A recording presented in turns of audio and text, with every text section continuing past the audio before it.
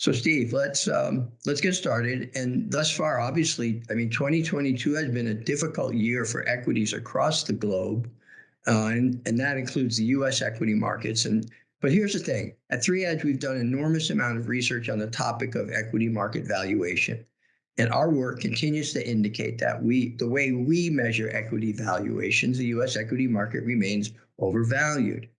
So I think that could be instructive to explain how our approach here at Three Edge in terms of analyzing equity valuations is different and why that matters.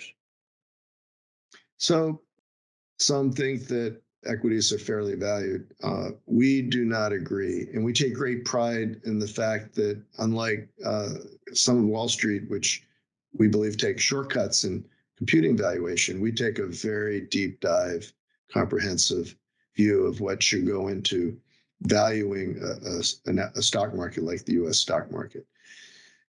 When we look at a variety of factors, we are able to gauge when we believe the US equity markets are overvalued, fairly valued, or undervalued. Now, this chart will show these measures and this approach being applied to the US stock market going way back in time, all the way back to the late 1800s.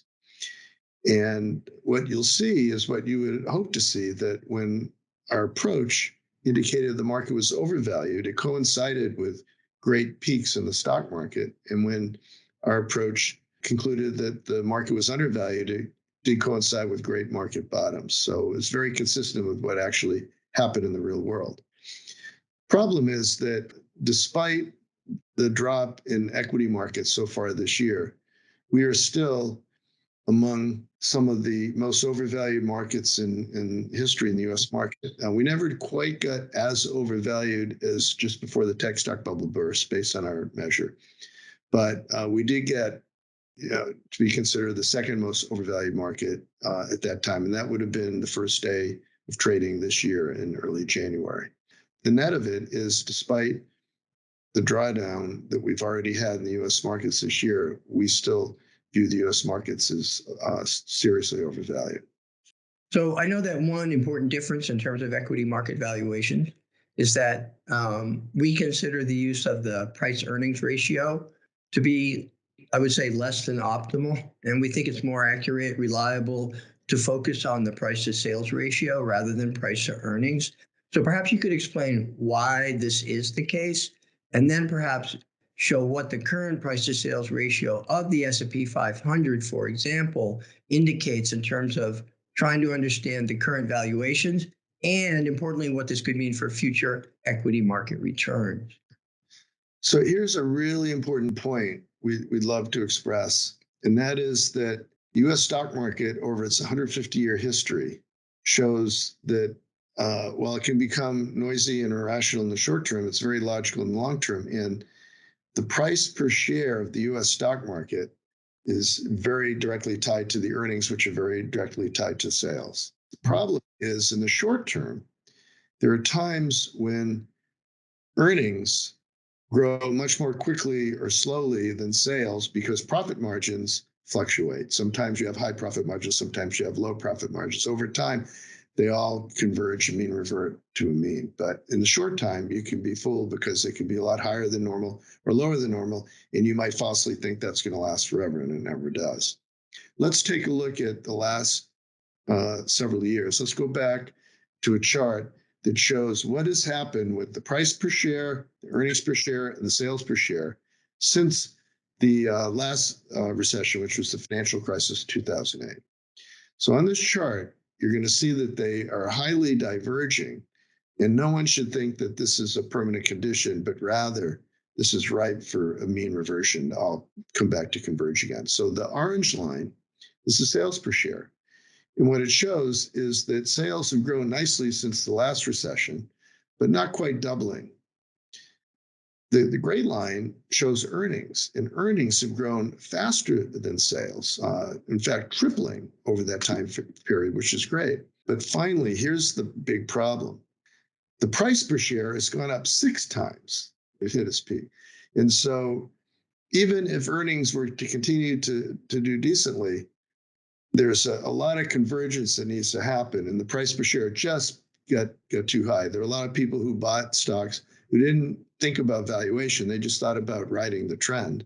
The trend was up. And so this is one reason why we think that people should be cautious about stock market valuations.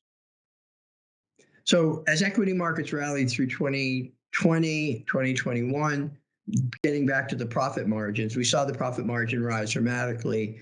But now we're in a very, after the first 6 months of this year, it seems like we're in a very different environment. We have high levels of inflation, rising interest rates, tightening central bank monetary policy. So what could this mean for corporate earnings?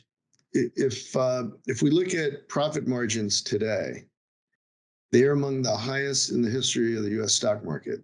In fact, there are only 2 times where profit margins were higher. And show this next chart. And you can see from the chart, the other 2 times were, number one, the summer of 1929, which is not great news because that was right before the crash of 29 and the Great Depression. The second time they were a bit higher was March of 1937. And right after this period, the market fell 50% in the second dip of the Great Depression. So these are not great examples of what you'd like to see. And right now, this is the 3rd highest. Problem also, as you alluded to in your question, is that we are worried about stagflation. We've been talking about stagflation for a very long time, over a year. And the real world seems to be supporting our hypothesis that we're getting into a stagflation period. And stagflation simply means the stag in stagflation means the economy is starting to slow down. Deflation means inflation keeps going up. Stagflation typically squeezes profit margins because the top line, sales, are getting squeezed by slowing growth.